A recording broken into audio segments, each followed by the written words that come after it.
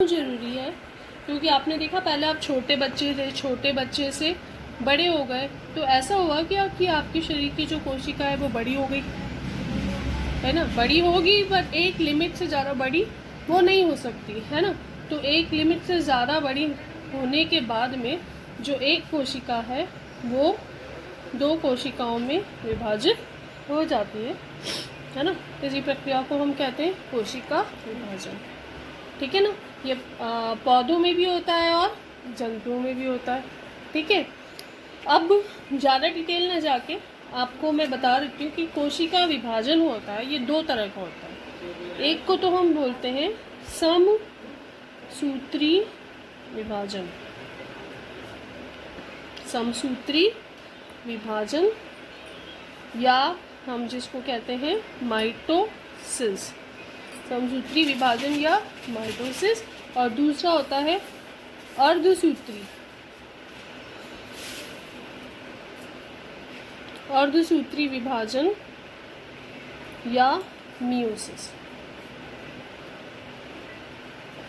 एक होता है माइटोसिस और दूसरा होता है मियोसिस। अब इन दोनों के अंदर बेसिकली क्या अंतर है? देखो, हमारे शरीर की सभी कोशिकाओं जिनमें वृद्धि होती है, जिसमें ग्रोथ होती है, उसमें होता है माइटोसिस। ठीक है। समसूत्री विभाजन है, सम मतलब समान। इसमें जो गुणसूत्र, कोशिका के विभाजन के बाद में भी जो गुणसूत्र है उनकी संख्या समान रहती है, गुणसूत्र समान रहते हैं। जैसे अभी आपने बताया कि हमारी हर कोशिका में कितने होते हैं, 46 गुणसूत्र। लेकिन इसमें क्या होगा कि जब कोशिका का विभाजन होगा तो दो कोशिकाएं बनेगी, उनमें गुणसूत्रों की संख्या कितनी होगी, 46 ही रहेगी। जब गुणसूत्रों की संख्या बदलती नहीं है तो इस तरह के विभाजन को हम कौन सा विभाजन बोलते हैं, समसूत्री विभाजन। ये हमारे शरीर की इन सभी कोशिकाओं में होता है जिसमें क्या हो रही है, वृद्धि हो रही है ना।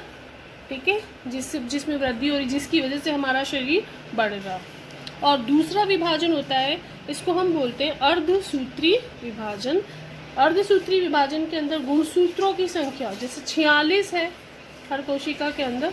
अर्धसूत्री में क्या होगा कि पहले तो 46 से दो कोशिकाएं बनती हैं, दोनों में 46 गुणसूत्र होते हैं।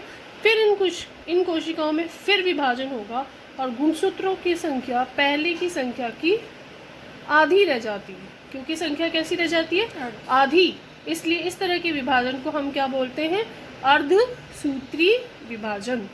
कौन सा विभाजन, अर्धसूत्री विभाजन। गुणसूत्रों की संख्या आधी रह जाएगी। ठीक है। अब ये कहाँ होता है, ये हमारी जनन कोशिकाओं में होता है। जनन कोशिका जो जनन अंग है होता है ना। जैसे मैंने आपको बताया था मादा के अंदर अंडाशय, अंडाशय के अंदर होता है ना। और नर के अंदर किस में होता है, उसकी जो वृषण की जो कोशिकाएं होती है जिसे शुक्राणु बनते हैं, उनमें अर्धसूत्री विभाजन होता है।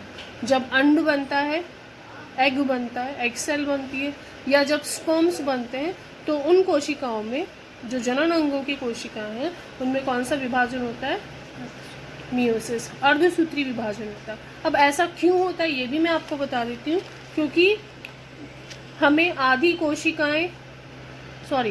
गुणसूत्र हमें किससे मिलते हैं, अपनी माता से या मादा से।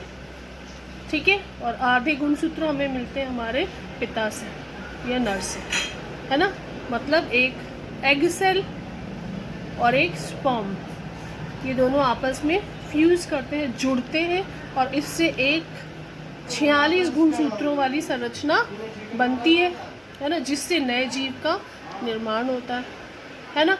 हमें क्या चाहिए, 46 गुणसूत्र चाहिए। एक भी गुणसूत्र कम हो गया या ज़्यादा हो गया तो ये एक अनियमितता हो जाएगी, एक बीमारी हो जाएगी, एबनॉर्मलिटी हो जाएगी। ठीक है ना। तो अर्धसूत्री विभाजन समझ आया होगा आपको। मियोसिस बोलते हैं इसको। अर्धसूत्री क्यों कहते हैं, क्योंकि गुणसूत्रों की संख्या आधी रह जाती है। कहाँ होता है, हमारे जनन अंगों में होता है। जनन कोशिकाओं के अंदर गुणसूत्रों की संख्या आधी होती है। जनन कोशिकाएं कौन सी हो गई, जैसे अंडाशय में अंड कोशिका और वृषण के अंदर स्पर्म कोशिका। इन दोनों का फ्यूजन होगा, दोनों जुड़ेंगे और इसे 46 गुणसूत्रों वाली एक संरचना बनती है जिसको हम युग्मनज या जाइगोट बोलते हैं, जिससे कंप्लीट आगे जाके कंप्लीट जीव का निर्माण होता है ना। और समसूत्री, जैसे आपको अगर चोट लग गई, आपकी त्वचा छिल गई है, ठीक है, तो आसपास की कोशिकाओं में कौन सा विभाजन होगा? समसूत्री विभाजन होगा। त्वचा की कोशिकाओं में होगा समसूत्री विभाजन, इससे नई कोशिकाएं बनेगी, वो उसी तरह की होंगी। आई बात समझ में? गुणसूत्रों की संख्या इसमें समान रहेगी। ये दोनों में बेसिक अंतर।